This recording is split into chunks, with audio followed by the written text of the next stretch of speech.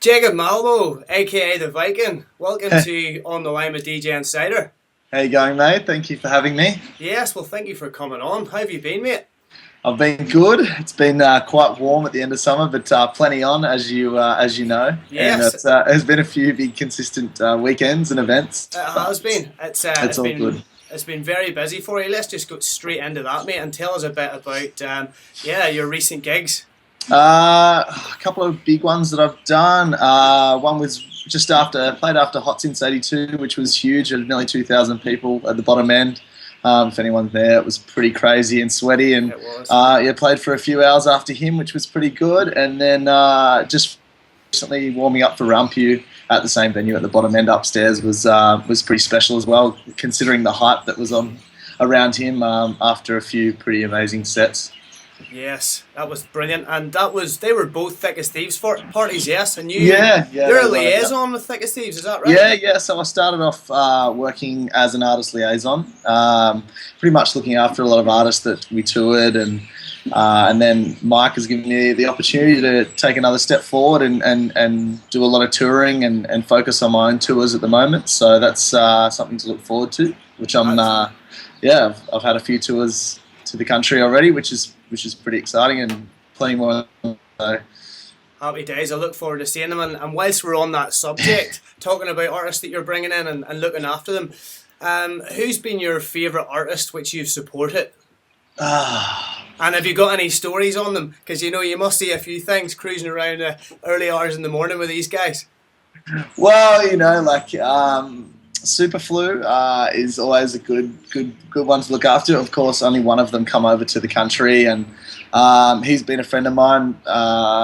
Pretty much, Matthias from Superflu has been a friend since pretty much our early Mama Said days. It was the first international we did when we were running our parties down at Circus all those years ago. And he's been a good friend. He's come over and cooked me dinner, and he's pretty nice guy. Good stuff, mate. Well, we look forward to seeing some of these tours. You just mentioned Mama Said. Let's talk about that. That's a night or a brand you created. What was it, 5 years ago? I think it was maybe 6.5 now. On the 17th of a couple of months coming up, about 6 or 7 years. Basically, we're at an after hours, myself, Oliver James, and Daniel Tadra, who was involved with Poison Apple at the time. And we thought, there's all these parties, but it's not, the music isn't what we want the whole night. And we thought we could do something better. And we decided, after probably a few too many drinks, that we'd approach a few venues and just had a concept. And it was about 3 weeks after we decided to do that, we actually launched, maybe a month, and we had a pretty solid lineup, and there were some really, really crazy nights, but it was good. It was what it all started off for me. So it made me, introduced me to a lot of people in the industry, and from there it's been pretty much up, so it's good. That's awesome, mate. And look, so that was 5 years ago. How long have you been DJing for, Jacob? Probably started about 8 or 9 years ago, or 9, probably 9. What am I, 28 now? 9 years ago in the bedroom. Obviously, starting in the bedroom, and I didn't have decks, but mates did, and you were always fighting over the decks, and had not much idea at the time, but I liked it, and I was actually did the lighting a lot for a couple of friends, and I was sort of getting really into it, doing the lighting. So I was like, maybe I just need to move over 2 steps to the right and get behind the decks. Yeah, so just being in that environment kind of inspired you to be a DJ. Yeah, it was. I don't mind a nightclub, and it's just I think just vibing off the people who are enjoying what you're doing, and the music is what does it for me, pretty much. Seeing the smile on their face. And is there anyone that you can look back to and say, I was really influenced by a band or like musical influences?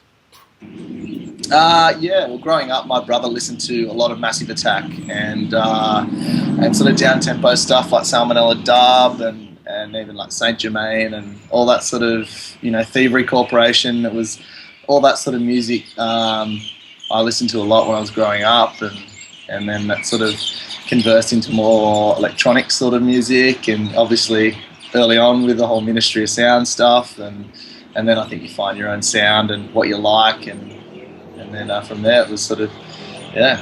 Happy days, mate. Well, I'd love to chat to you about Strawberry Fields because I know that you do that every year. Is that right? And what's your connection there? So myself and Oliver have been involved with Strawberry Fields for about 5 years now.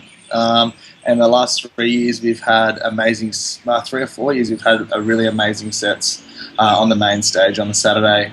Thankful to Elliot and Tara and Billy who run the festival. It's just getting bigger and bigger, as you know. It was your first year, I think you went last year. I was well impressed. So, I mean, those they're the best experience I've ever had in my life. Nothing can beat that feeling of coming after finishing a set there, and you know everyone's smiling and all your friends on the dance floor, and it's pretty special. It's good. I'm looking forward to this year. Yeah, I bet you are, mate. It looked magical. Is there any festivals that you haven't played at yet, or any gigs in Melbourne you haven't played? Because you pretty much played everywhere, mate, and you continue to do so pretty much every weekend. So, is there anywhere you haven't yet played? I've been pretty lucky, and you know I'm pretty thankful for that. Yeah. I've played every festival. I haven't played Rainbow Serpent yet, which is that's got to be on the list. that's on the you know the list for sure. Maybe next year we'll see.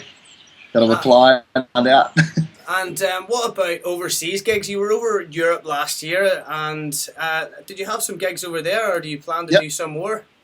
Yeah. So I was my girlfriend for 4.5 months, and our first stop was Turkey, and I played in Istanbul, which was pretty crazy. You know, it was 300-400 people in a little alleyway, and they were going crazy. Played for about 4 or 5 hours, and then.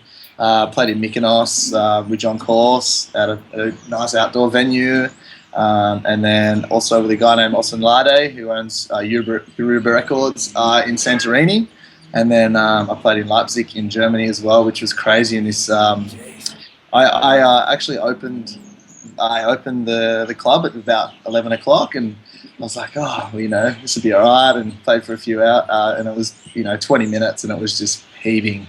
And it was like, I was talking to a lot of people from Germany, and they said, Leipzig is sort of how Berlin used to be sort of 10 years ago before it started to get a little bit more commercialized now. It's still obviously amazing, but that was unbelievable. Hopefully get back there again soon.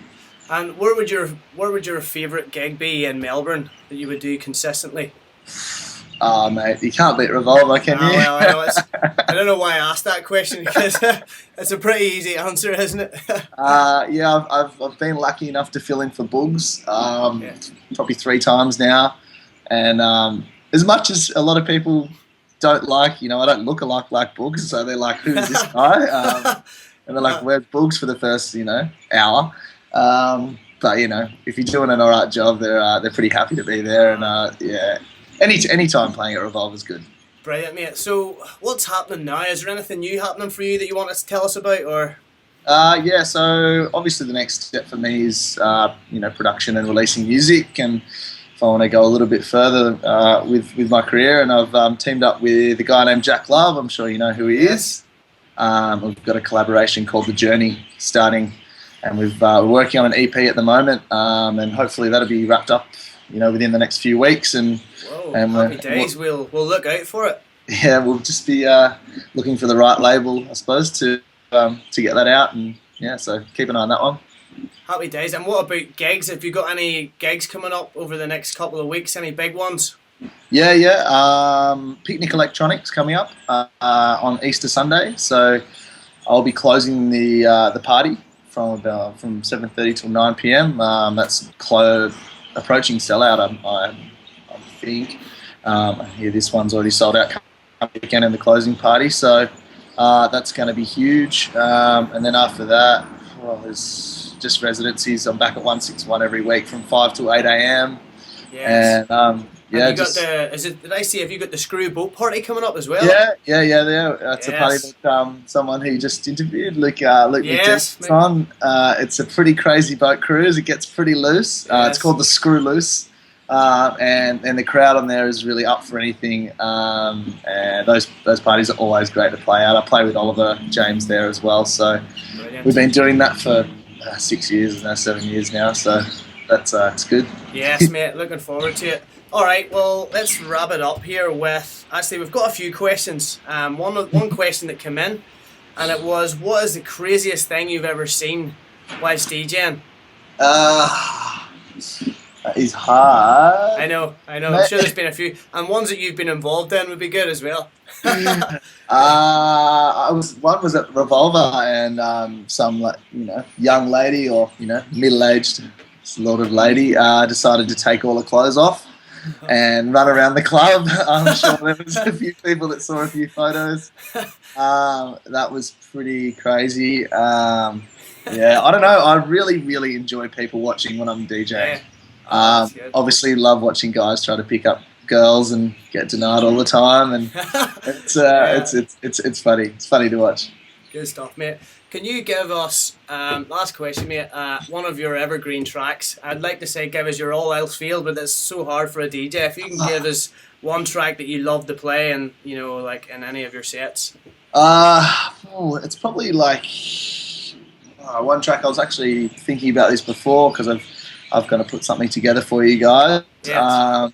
I play a lot of disco as well, but this is sort of a crossover tune between it's a rolling sort of techie groove and disco. Deflowered by Tiger and Woods. Oh, nice. Okay. It's a tune that just builds and builds, and I don't ever think I've played it and not seen the dance floor go crazy. Yeah, it's pretty crazy. But there's plenty of tunes out there. There's so much out there now. I try to play a little bit eclectic, so bit of this, bit of that, not all the one style. So. All right, mate. Well, that's been absolutely awesome having you on the line with DJ Insider. Thank you so much, mate. And I look forward to seeing you out there. Yeah, look forward to seeing you guys out as well. Cheers, mate. Peace out.